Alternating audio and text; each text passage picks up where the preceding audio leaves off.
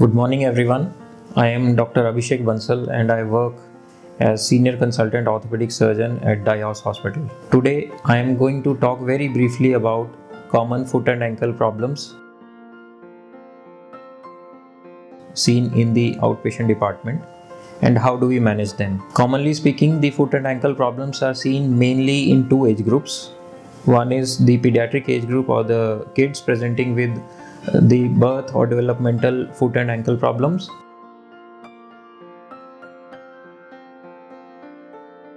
And then the adult age group which present with traumatic ankle problems.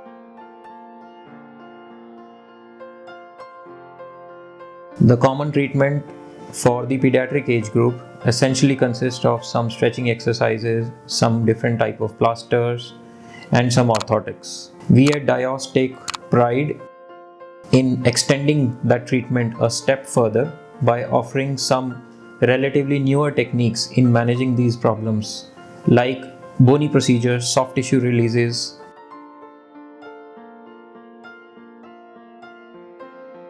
and correction of foot deformities using a couple of other latest developments which are not available at many other places. For the adult problems, the adult foot and ankle problems, they essentially involve fractures and ligament injuries, and we at Diyos are able to manage all those injuries through keyhole surgeries.